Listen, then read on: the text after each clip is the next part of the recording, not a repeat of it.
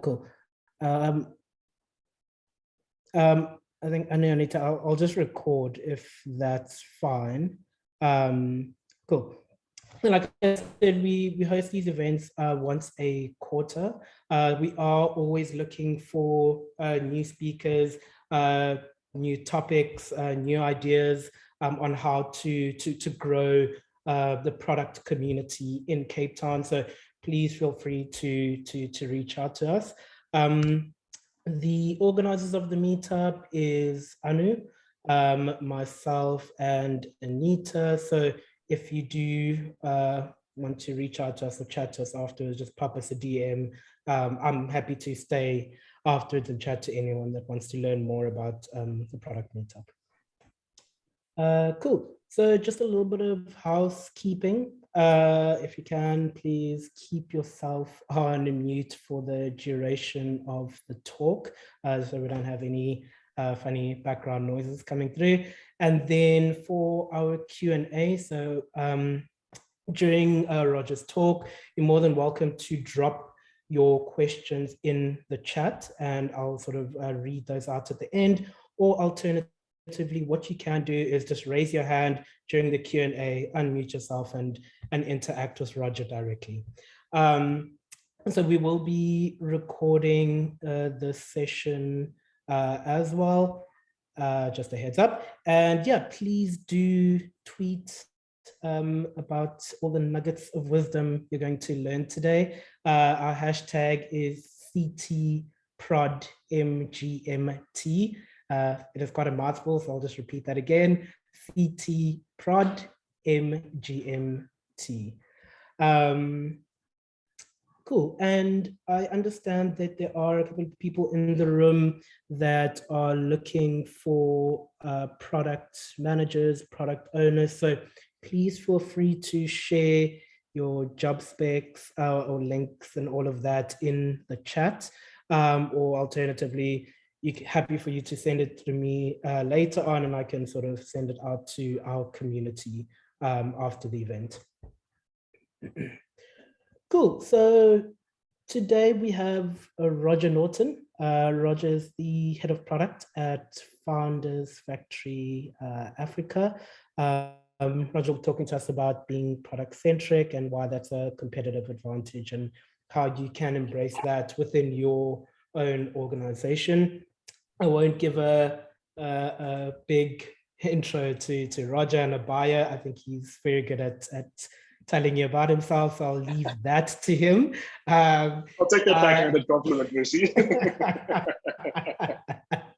But yeah, fun fact, Roger kind of, actually not kind of, gave me my first break into product. So you can take it from me, he does know his stuff very well. And yeah, I think without further ado, Roger, I think I will hand over to you. Cool, thanks, Mercy. Great, so I am pretty informal. You'll pick that up pretty quickly. I do have the chat open, so please don't wait till the end if you have questions. Feel free to just drop them down in the chat. So I'm just going to hide this. Hide the floating meeting controls. There we go. So cool. Cape Town Product Meetup. It's on meetup.com. If you go there and type in Cape Town Product Meetup, you'll find it. If you're looking for more names. It's for the recording, I'm assuming. I know if you can maybe just drop a link to the YouTube channel or something for the recording at the end. So a slight change, just working through this. I changed the copy to product-led versus product-centric. There's a minor subtlety in it, but I don't think that's too much of a nuance. So just first, a very quick intro and a little bit about me. So my name is Roger Norton. I'm currently the head of product at Founders Factory Africa. Founders Factory Africa, we invest and build startups all across the African continent. We're a corporate venture builder, so we get some funding from Netcare, Standard Bank, and a small foundation. And we build about 20 startups a year, invested and build 20 startups a year across Africa. So Ghana, Nigeria, South Africa, Kenya, all over. Before that, and a quick plug, because Lucy said I can do this. We are always hiring product and product designers, and currently hiring for 2 product designers and 2 product managers within our portfolio. So we have lots of opportunities. If you want to work in an African startup, finally. Before Founders Factory Africa, I was running a startup called Trixta, where we were creating visual systems to model and build distributed systems. And then before that, I ran a startup studio called Playlogix, where we were a startup-focused dev house where we built over 50 products in 5 years. And that's where I had the pleasure of working with Lucy. And so a lot of that is just working out, taking in entrepreneurs, helping them work out what it is they need to build, and then have the dev and product team to build it and take it to market. And that working out what it is to build is kind of what product is all about, right? It's trying to work out that uncertainty of what to build and how to build it and how you structure a team around it. And so two quick things. I've published a book called Start Here on how to quick guide to building startups. I've written a white paper or co-authored a white paper on decentralizing organizations from hierarchies to networks and kind of the evolution of the organization and how structures change within that. My drugs of choice are Twitter, Medium, and LinkedIn, and I'm Roger Nort on all of them if you're looking for me. So firstly, before I dive in, just a quick apologies if there is any background noise. It just so happens I'm in Joburg this week, so Cape Town Product Meetup from Joburg, and there's a party going on right next door, just happened to be tonight, so apologies in advance if there's anything coming through. But yeah, I just wanted to start with a bit of an analogy on graphic design and how when the web first came out, we started with graphic design, and it started just as digital art of building pamphlet websites. And then over time, people started questioning, like, well, how are people going to use this? And we started getting into a bit more UX and then thinking about, well, how do we make it move? How do we make it change? And moved into sort of interaction design and service design, and now there's copy editing, and eventually developed a sort of a human-centered design approach, and kind of it morphed into design thinking, which is so much more on the process and ways of working and principles. But it's still design. It's just thinking about that in a different way. And for me, the biggest misconception typically around product is product the thing versus product the way. And product the thing is what you build. It's a service or a product or a web app or whatever the customer interacts with. And that's the output. It's the thing that you deliver.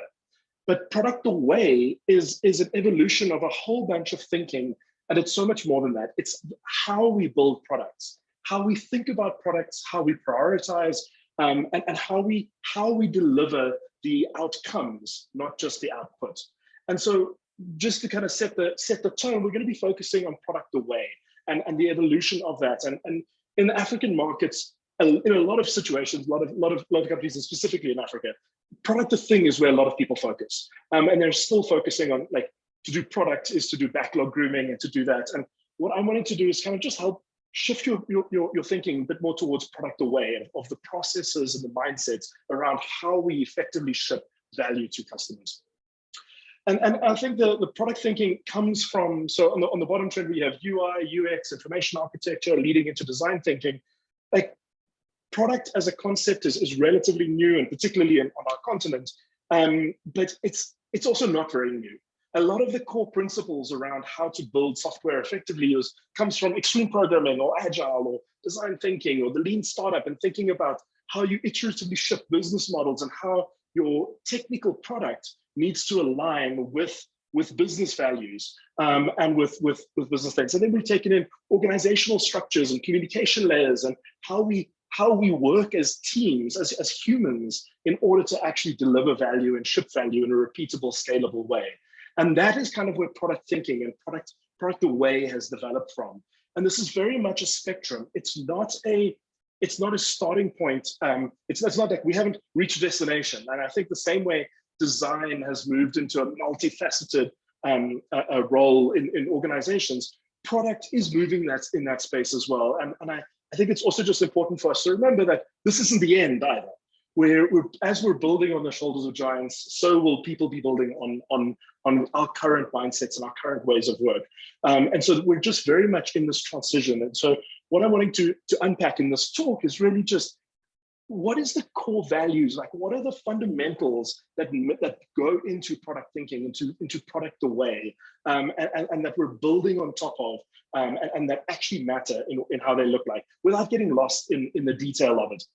And so Martin Eriksson, who is the founder of Mind the Product Conference and Product Tank, which is another international group of talks, he has this lovely diagram that product lives at the intersection between tech, business, and sort of customer or user experience.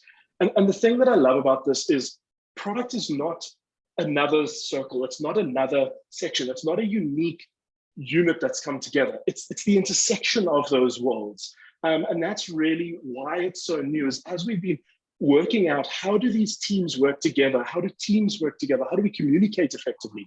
And that's really what Product the Way is all about. And if you look at a typical organization, you have these departments that are effectively all silos that cover the various different aspects of the business. And if most of those are vertical silos, product is very different. Product runs horizontally across those, and it intersects with each of those departments or each of those silos at certain roles. And so we're seeing a whole bunch of roles pop up across the organization with product in the name. And just a caveat, I found one article that listed over 70 different titles with the name product in it. And this language is still very much being developed of what does it mean to be a product manager? What does it mean to be a product designer? Initially, I had product owner on this list, but there's a lot of people think that is more a Scrum term and not an actual role that you play, or not an actual position. But what's interesting for me is looking at a product manager and a product designer and a product analytics are fundamentally different roles. Your day-to-day is incredibly different, and how you deliver value and what you actually do is very different. The skill sets required are fundamentally different, but they're all still product. And reflecting on that, looking at what is the common thread that is the same in all of those roles. And for me, it really comes down to three core values: customer centricity, communication, and collaboration. The role of a product manager on the dev team is to ensure that what the developers are working on is delivering the maximum value to the customers. It's aligned with the business objectives, and it's focused on the prioritization is done by what's the most valuable to the customer. The role of the product manager is to communicate across the organization and externally, so internally and externally, around what's coming, what are the needs, what is the understanding of that. It's to gather information from the analytics, from the business strategy, and to actually build out the prioritization and their backlogs and work on their Jira boards and do the things from that. And some people would say product managers, kind of, you get product manager development and product manager growth, and there's a number of different titles in there, so I'll ignore that nuance for now. But it's kind of that. And the last part is collaboration. The role of the product manager is to ensure that the dev team is working closer with the design team, and is to be the bridge for that. And is to work closer with sales and understanding the customer feedback and what's coming back from that. And then to build that into what the developers are actually building. The same thing with design, and a product designer is different to an average UX designer because they're designing a product specifically around technical constraints, around what is the roadmap, what is the business strategy. It's not just user-centric and user-focused like most UX. And so it's a lot of like communicating, what are we building, why are we building it, what are the iterations of how we do that. And these three values are for me what binds all of these different types of product roles: product marketing, product ops. They're in the ops team, it's looking at customer centricity, communication, collaboration. How do you increase that? How do you optimize for that? And that's really for me what Product the Way is all about. It's about how you encompass these three values and how you live them and how you actually deliver that. So for an organization to be product-led, to be led by these types of by these values, it's not to be sales-led. It's not just to be customer-focused and build anything a customer asks for. It's not just to build 1,000 features. It's more to focus on. Sorry, just minimize that. It's much more than just building whatever they requested or whatever's going to sell. It's also not visionary-led. So Apple is a great example with Steve Jobs as a visionary CEO, and he imagined these amazing products. But since he's passed on, there's been very little innovation, very little new products. There's a ton of optimization, a ton of structure. And Steve Blank has a really interesting article on how efficiency-driven CEOs replace or follow visionary CEOs and how that ties together. But the company, like, if you're visionary reliant on the company and you're building off in this fantastical thing, a lot of the times, if you're not Steve Jobs, which most of us aren't, you're going to just end up building the wrong thing, or it's not going to take off. Or if you are, you build a company and a culture that's reliant on that visionary. And then when they're no longer there, you struggle to stay innovative and to keep innovating. And similarly, it's not technology-led. It's not to have this really cool way of doing something, or this really awesome crypto blockchain that now you're just going to build a business around for the sake of it, without actually taking users into that. It's not around being led by whatever the solution is. It's around actually understanding, and it's more than all of those things. And so the best summary I've got for being product-led is to deliver on customer needs, aligned with business strategy, and understanding the technical constraints. So it is customer driven, but if you think of that, Martin's diagram, it's the intersection of those three things. It's understanding the business strategy of where you want to go, understanding the value you're delivering to customers, and taking into constraint the technical or team constraints on how you deliver that with that. So I'm just going to jump into a question here quickly while you go. So Jack is asking, are you saying that PMs should also play product owner roles or wear product owner hats when they need to within the Scrum team? So Jack, I'm not talking about Scrum. I'm not talking about any particular methodology or process on how you do that. A product and product development is so much more than Kanban or Scrum or any of those things. So the term product owner is typically a role within a Scrum team, and it has a lot of baggage and requirements tied to that. It's also used differently by almost every single company. So a lot of people interpret it in different ways. So if in your sense, you're very strict to Scrum, then yeah, to be effective at product, you probably need to do a bit more than that. And you need to be able to be a bit more adaptive if you're not actually fulfilling on the core needs of focusing, bringing customer centricity, communicating with other teams and collaborating with other teams. Because if you don't do those things and you just do what the Scrum list says of tasks says you do, you're probably going to not ship enough value, and you're probably going to miss stuff. And you just sort of follow the method. It's like learning all the dance moves instead of learning to move to the music. And so if you're always just following the dance moves, at some point you're gonna get tripped up as soon as you get thrown a curveball. So what this looks like, so what the practices or that these values, or the principles that these values deliver, are things like tight feedback loops, building cross-functional teams and getting information from across the business, customer interactions. I mean, I'm always amazed at how many of our startups don't regularly reach out and engage with their customers, set up customer meetings and have those conversations. Just once a week, have a conversation with a customer. It's like the simplest thing, but without doing it, you'll go 6 or 8 or 12 months without actually sitting across the table from a customer, asking them about their experience of your product. Another sort of core principle is how there's a lot of manifests as a sort of experimentation mindset of trying things. And when you're collaborating and communicating effectively as a team, you can move fast, you can iterate quickly, and you can experiment and try things and respond to those a lot faster. Another core principle is the outcomes versus outputs. You start becoming more focused on delivering value to the customers aligned with business strategy, not just what feature you're shipping next or what the next product iteration is. And generally, when you start doing this, and when you start looking at this data, you start becoming a lot more data-driven. And generally with teams, when you need to start making decisions of customer actions, most of the time you either find that by talking to customers or looking at the data. And if you're not there, then you can then leaning on the data is often a good go-to in order to be effective. Another principle on how this manifests, and this is one of my big things with focusing with the startups. We deal with quite a lot of early stage startups, is to go slow to go fast. Sometimes it makes sense to just dive in and ship code and go as quickly as possible. But almost always that becomes a dead end, and you end up running out of runway and you start wheel spinning. But to slow down a little bit, to have those extra customer conversations, not just building what you think they want, making sure you're building the right thing, starts laying a foundation of decisions and how you've made decisions and the data that you're building your product on top of. And over time, you gain more and more momentum to actually ship a lot faster. And when a new product or the market moves, you've got the decision tree that you can understand how far back the changes happened, and you can very quickly branch off and respond to it.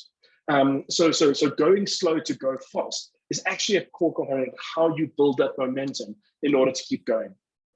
Another principle of information radiation, of how do you make sure that, like, on the communication front, it's not just direct communications. How do you make sure that what's happening in your team just is getting disseminated through the company? That every team is communicating deadlines, or communicating what's going on, or communicating wins or blockages. Because as you start doing that, the company will start feeling the pulse, and you can start shifting priorities to make sure that you're delivering value against business strategy, and that you're not just got your blinkers on, shipping just what needs to happen in your silo, but not actually delivering the thing as a whole. Someone's not on mute if you want to just mute yourself. You're writing right now, if that helps. And then another principle that's an agile principle is sort of making things visible. So making backlogs, making priorities, making trade-offs, making those things visible so that you can actually, the whole company, and then sharing that as widely as possible, so the whole company can actually see what's going on, and can start understanding the context and communicating the context so that you can collaborate quicker. So when somebody else hits a roadblock, you can say, hey, we can actually make a quick change on our side and solve that problem. Or actually that feature you're trying to build actually isn't that important. We can do it this way, and then we can just do it manually and remove 2 weeks of dev time to ship faster. So by actually communicating outside of those silos, it helps that. And all of these things, they've come from agile or design thinking, or like I said, it's been built up by all of this. It's not completely new and completely reinvention of it. But what it is all of these things are delivering against the, there are ways, these principles are how we live and how we remind ourselves in slogans of how to live these 3 core values. But fundamentally, it comes down to customer centricity, communication, and collaboration. And every single one of these slogans, if you will, is very much tied to one of these core values of what you need to embrace and when you're actually doing this, and how you can think differently while you're trying to problem solve. So some of these might make sense in your situation, and whether you're a product owner or product manager, like, I'm not a big one for titles or practices or rigid structures. Like, that's not what matters. The principles and the value what matters, and then understanding how you can apply those most effectively in your scenario. And that's really about living these core values, and living these 3 things: the customer centricity, communication, and collaboration. And what this enables for you is it allows you to build relevant products that solve the right problem. And not just any problem. It's the right problem for the customers, and it's the right problem for the business. There's many things you can solve that a customer needs that just aren't business priorities, are just never going to make money. And so it's always about aligning those things, or identifying what is the right problem to solve, and what is a relevant product that could actually solve that in a viable way.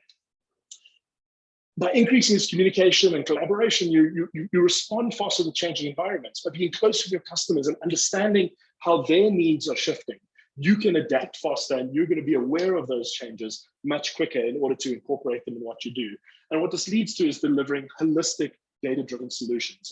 And so all of the teams that I've driven, that I've tried to lead this, these core principles and how we're focused on shipping things, it almost invariably ends that they end up more data-driven. And that. Vusi, I'll get to your question at the end. That's an interesting one for the chat. So ultimately what this does is it helps you build anti-fragile organizations. It helps you build a resilient organization that can respond to change, ship quickly, and that the team is cohesive and can work together.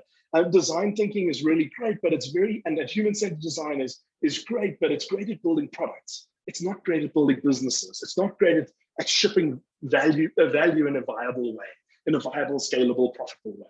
And that's kind of what product brings into it, is this thinking of how we ship technical product, but the way that the team needs to be and the team needs to operate in order to effectively ship the right relevant products for the right problems. So a couple of examples of this, and obviously when when you go from a value down to an actual thing, there's always a very blurry line and there's lots of influences. But I thought I would just highlight a couple of companies and a couple of key things they're doing in that. And Tesla for me is a great example that's really changed. Electric cars have been out for many, many years, for 20, 30 years. But Tesla's fundamentally rethought that from the ground up, based around how do we deliver value to the users aligned with the business strategy, understanding these technical constraints. And it's brought to things like having the highest safety rating of any car ever tested. In one instance in Germany, they actually broke the testing machine because the car wouldn't crash. Their way of selling their cars or going to market is around removing middlemen. They sell direct to consumers. And because those are just layers of inefficiencies that end up adding extra cost to the end user of how they actually purchasing their product. Dogmo is a great example of listening to. There was actually a suggestion that came back from the no, it's not linked to Dogecoin. But dog mode is actually, so in a Tesla, you can put it in dog mode. And what it does is it turns the car off and it locks the car, but it leaves the aircon on. So that if your dog's inside, it maintains a stable internal environment so that your dog's not going to overheat. So you can actually lock your dog in the car by leaving it stable. It's got nothing to do with Dogecoin.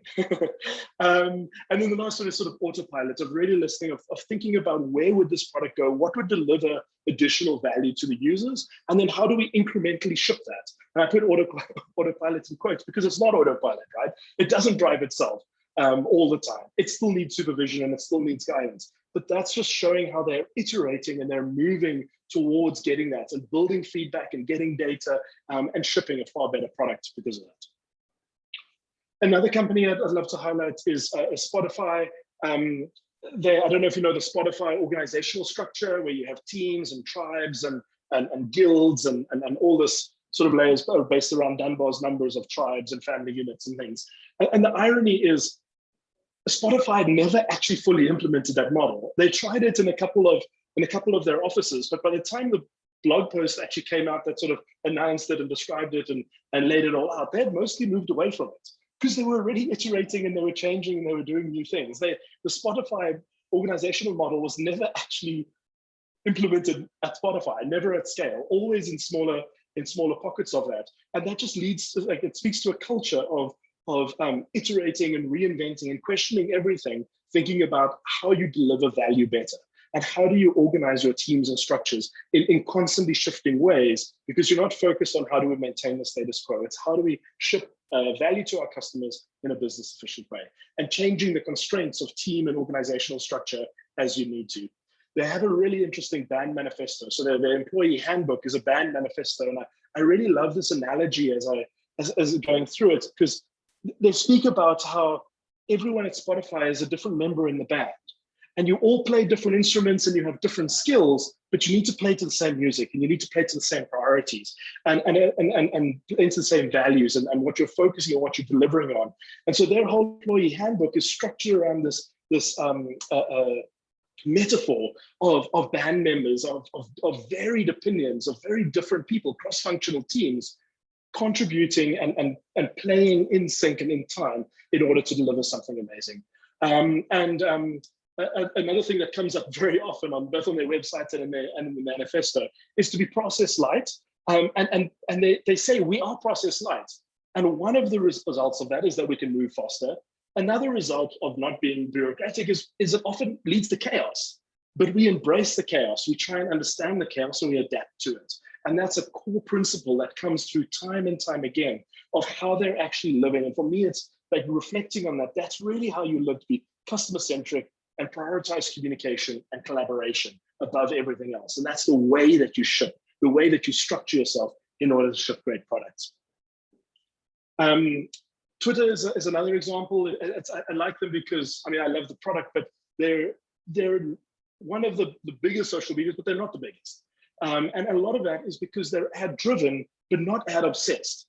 They're not like a lot of the Facebook products, they actually compromise the user's experience in quite serious ways in order to try and drive more revenue, in order to sell more ads. Whereas Twitter doesn't do that. They've always relied on delivering a great experience and seeing how they can extract value without damaging the value that they're actually delivering to users. And one example of that is the realization that actually they don't need to make all their revenue only off just bombarding their users and interrupting their flow. They can actually make it off the Twitter Firehose. So Twitter Firehose is their backend APIs. It costs about $250,000 a year for access to it. For the sort of entry level, it goes up from there quite significantly.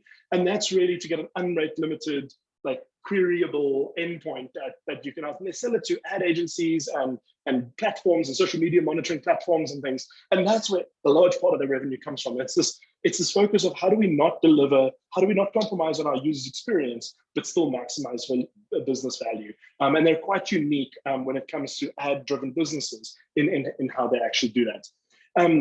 They're constantly rolling out new features. I just saw today, I actually tweeted they've now got a downvote button on Threads. So if you see a thread of tweets, there's actually a button that has a little down arrow in a circle. And if you hit it, it says a downgrade noted or what it is. But that's not visible to any of the users. That's only visible to, that's just for the algorithms to help them optimize what they're doing and how their algorithms work to do that. But at the same time, they're not always just driven by users, and they're not building whatever users want, because like we still won't have an edit button in what they're actually delivering.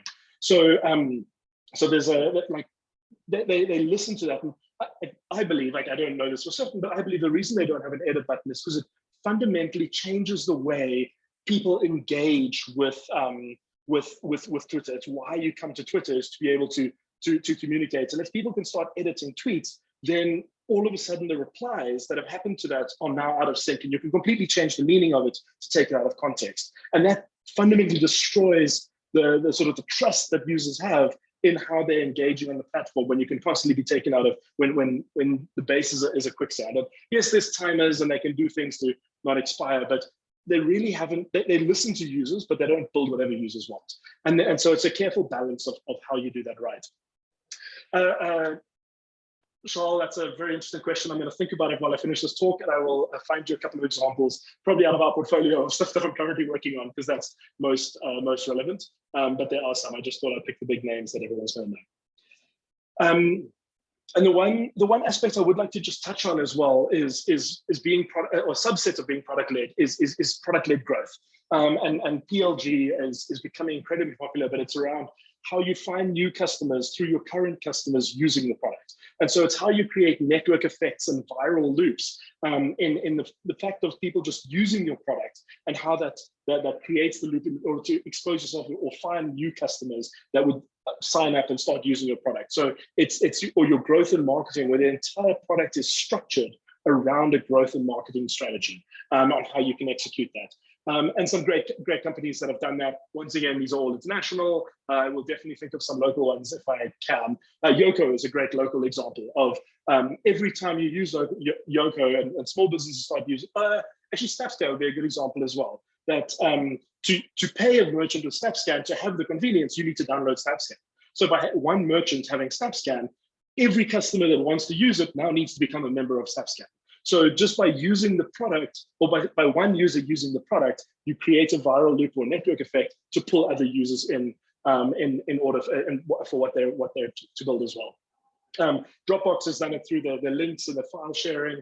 SurveyMonkey, at the end of every survey, it's free, but it says the survey was built by SurveyMonkey. So every single person that completes the survey is getting advertised and promoted to and prompted to start their own SurveyMonkey. Calendly takes that to a new level, in that you can't, like, if I'm using Calendly, anybody I send the link to has to use Calendly in order to actually do that. And they don't you can log in and create an account, but you're getting exposure to the ad. So I'm effectively, every time I share this link, I'm advertising Calendly to anybody who clicks on it. And so those are the kinds of products that's coming out. So product-led growth it can be a bit of a rabbit hole, and it's long and dark, and we can do a whole talk just on that. But it is a subset of being product-centric and designing your product or your team and your way of working around the product and around how you deliver product and how you deliver value to customers in a sustainable business. And so it leads me to the question of well, can anyone be product-led? Like, does Does it only have to be the little purple slice of tea of the product team that sits across that? Or is it just the product people who need to be able to do these things and to implement that? Or is it those one or two guys sitting in the corner while the rest of the company kind of operates? And the short answer is yes, anybody can be product-led. And I honestly believe that any organization can adopt that. And the way you adopt it is by thinking about this, and I've run this experiment with my team actually just yesterday, thinking about how does the whole company become more customer-centric? What does that mean to a marketing person, to a developer, to the operations person or a finance manager? How do they become more customer-centric? How can they communicate what's going on in their organization more? And how do they drive collaboration with other teams? And how do they create those bridges and create those opportunities in order to be able to work together and find better alignment around delivering value to your customers? So it sort of starts by embracing the values, the core values of customer centricity, communication, collaboration. And in product, like I said, it looks through like all those values, and there's a whole bunch of practices of what that means. It may look very, very different if you're sitting in finance or marketing or in business strategy. But some things you can start doing immediately is to radiate information through the company. Find ways of broadcasting what's going on. If you have a public Slack channel, just start posting a quick update of what's going on in your part of the business. What are the highlights? What are the lowlights? What are the blockers? What are your biggest priorities right now?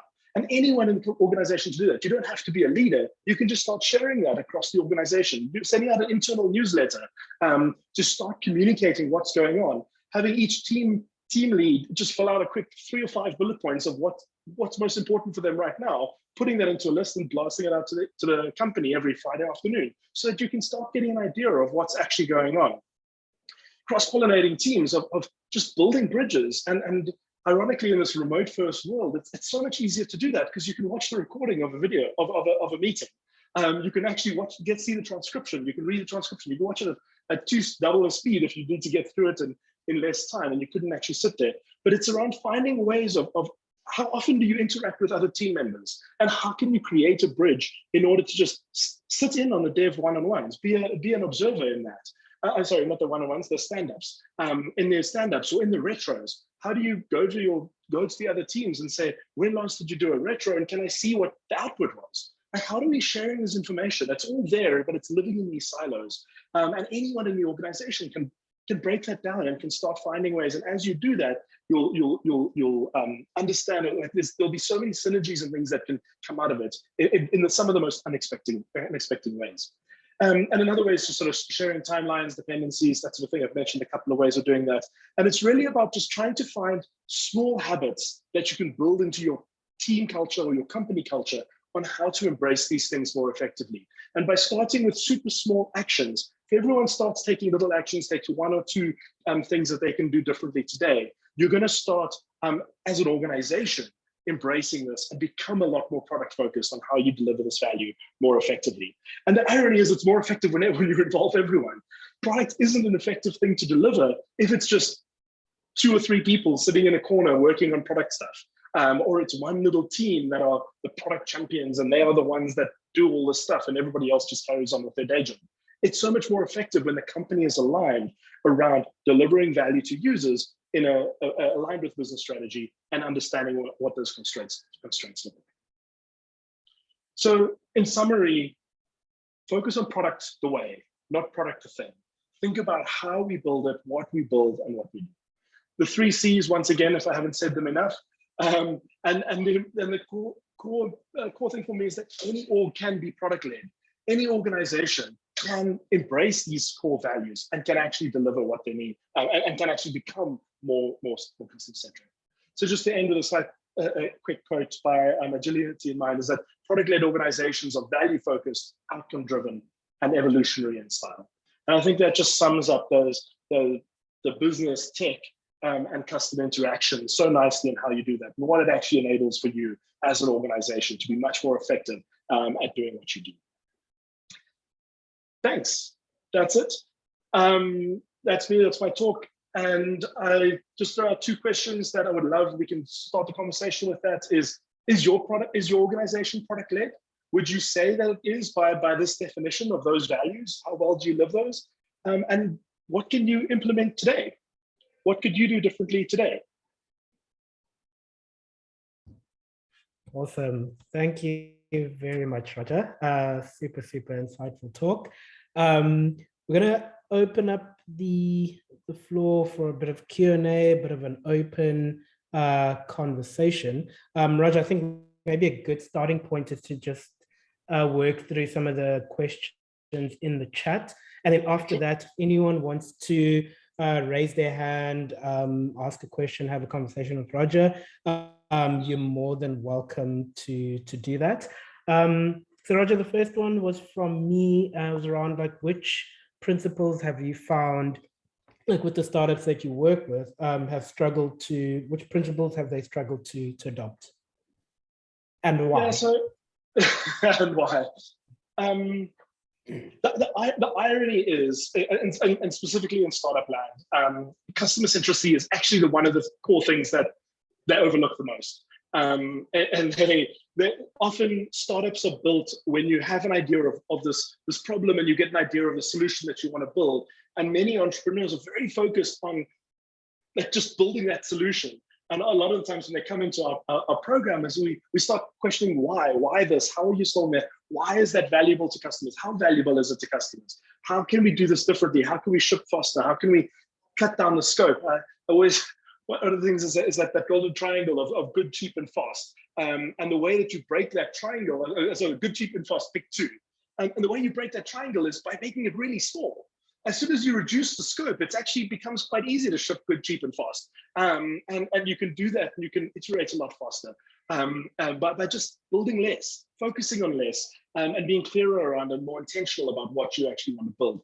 So a lot of the things for me is like, a lot of the startups just aren't regularly chatting to customers, and they're kind of coordinating the team, and especially in small teams, it mostly just operates through the CEO or the founding team, the 2 or 3 people at the top, and they're communicating quite a lot, and they collaborate. So you don't have as much of these silos because the teams are just much smaller.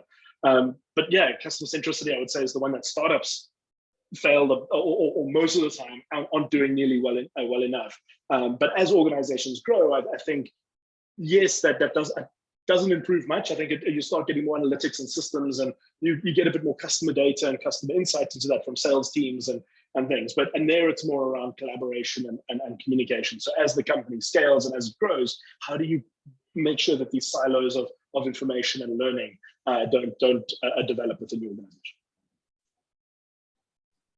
Awesome, cool. And the next question is from Liz. Marty Kagan says leadership is what makes or breaks whether the organization is product-led. Will that shift SA and African companies to being product-led? What's holding us back? Sure.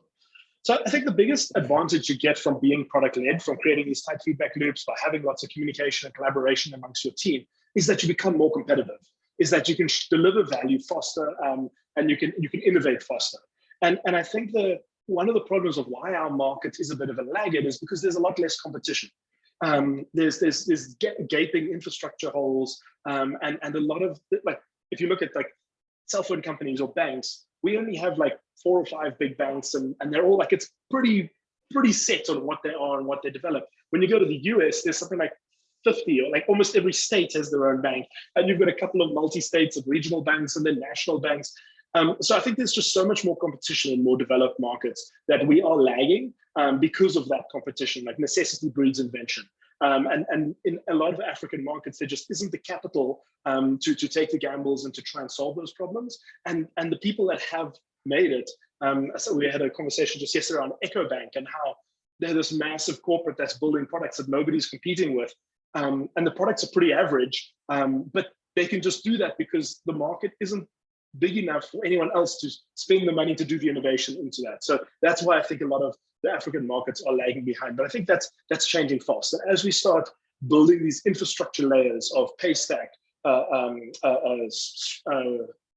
not Stripe, Stitch, Mono, we're starting to build these financial rails, and we're starting to build the marketplace rails. We're starting to build this infrastructure so that innovation, the layer of innovation, means you don't need to build everything from the ground up.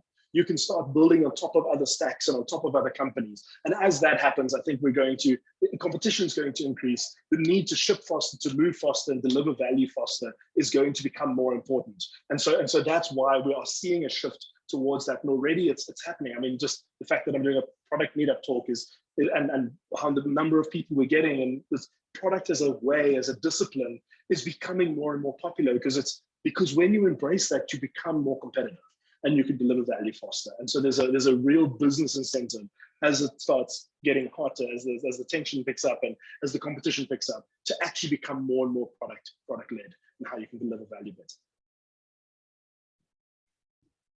Awesome, fantastic. Liz, I hope that answers your question.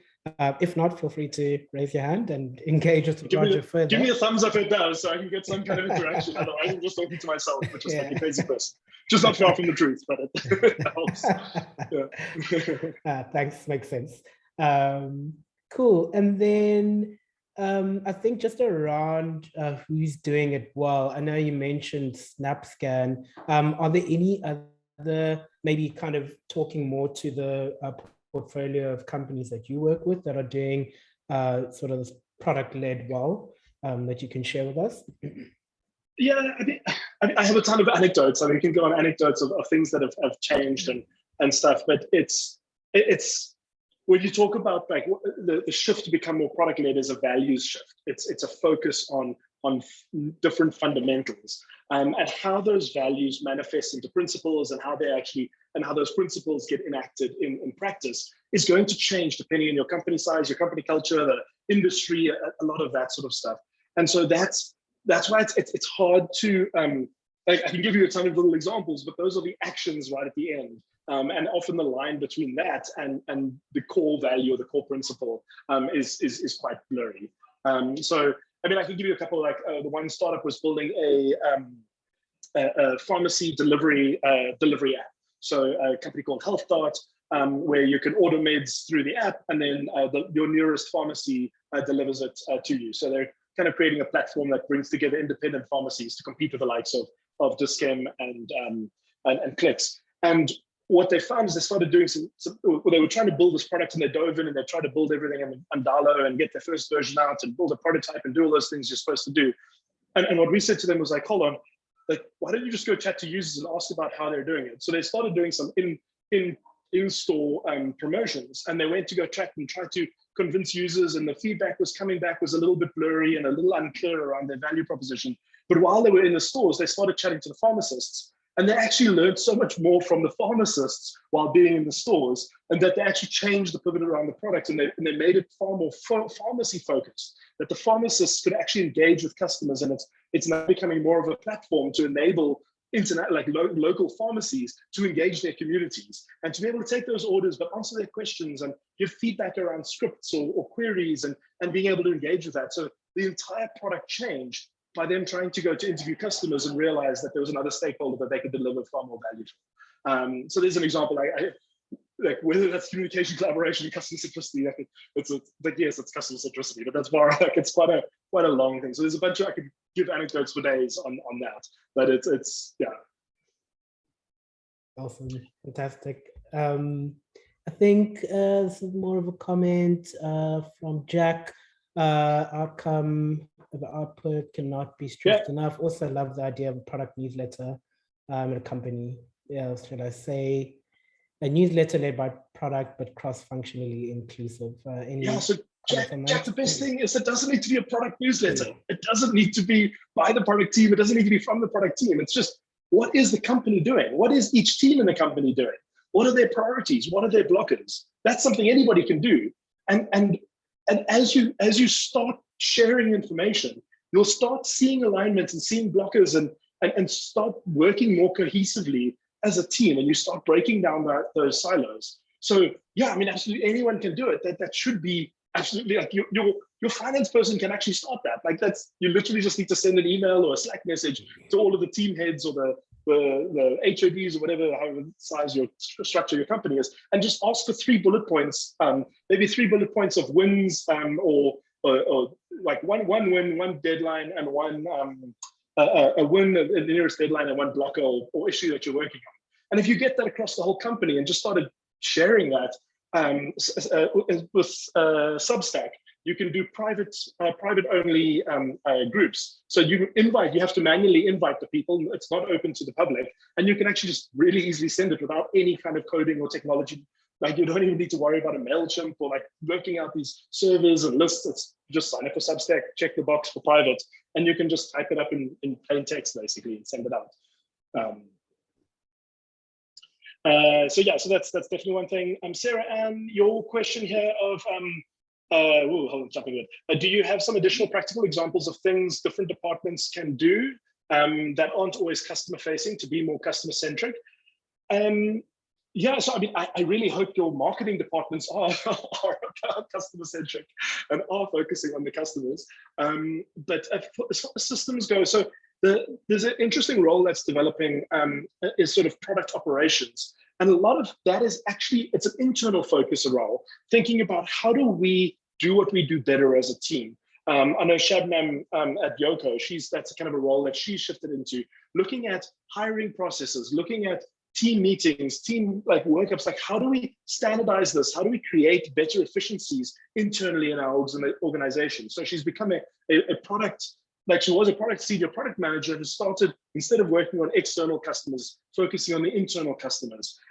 So there's definitely examples of like treat your other employees like customers, understand what value they need to deliver, understand what the business strategy is for how you tie that together and how you deliver value or how you make money as a team, and then come up with ways on how you can ship that. Does that kind of answer your question, or am I still being too vague? That's great. Thanks, Roger.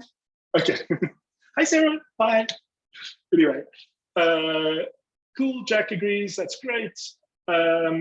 Maru seemed to enjoy it. Love the energy. Yes. Congratulated. Great. Any other questions or thoughts? Or hi, Ant. Oh, there's Shabnam there. I didn't even see it. Hi, Shabnam. Sorry, I just mentioned you. Big shout out. Shabnam's awesome.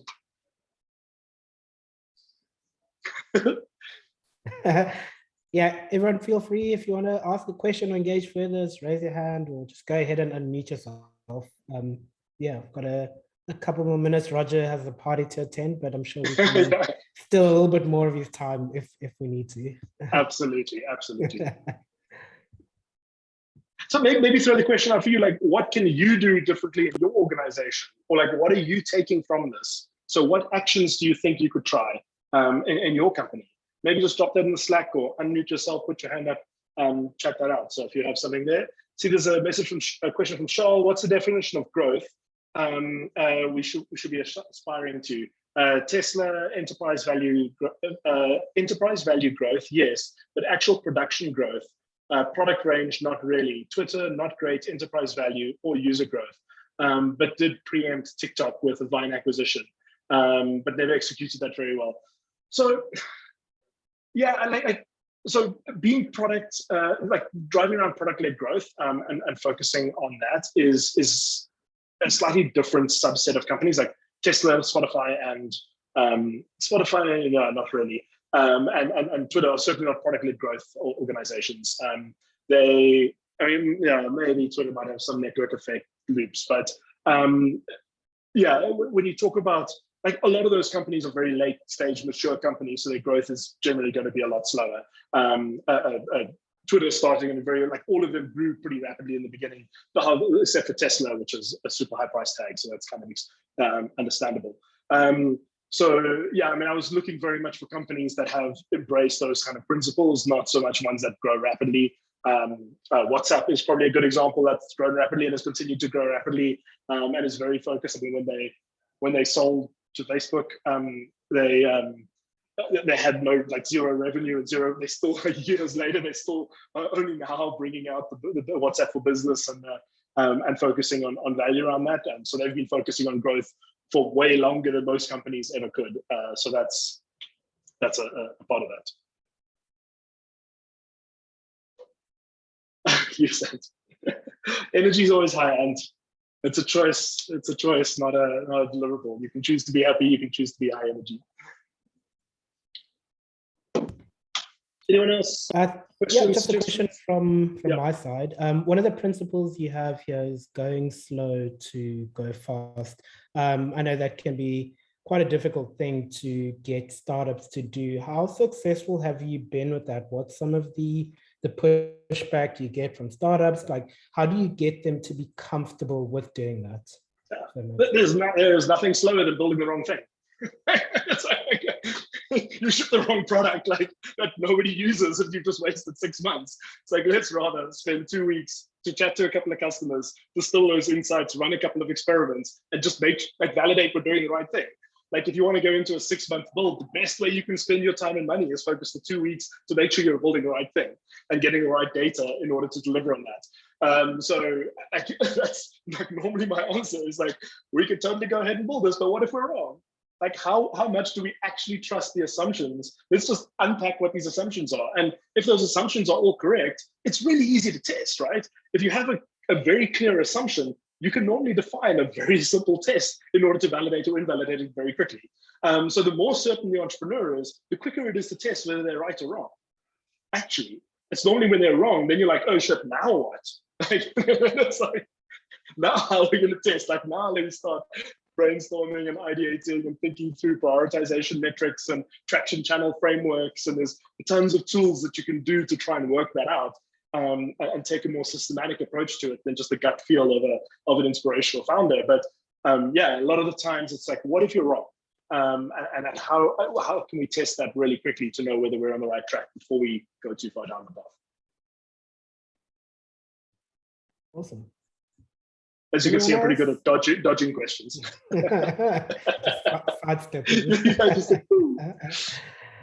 Anyone else with questions? How's it, Roger? Hi, Jack. Jack, yeah. Cool, thanks for that. That was really great. I really, yeah, just on what we can take from this. I definitely agree on what you're saying in terms of it's a value shift to be product led, and there has to be buy-in and there has to be adoption across organization. You also mentioned a point, product can't exist in isolation or 2 or 3 people in a room. It's really not going to work like that. And it's interesting because I've read a lot about, certain companies that,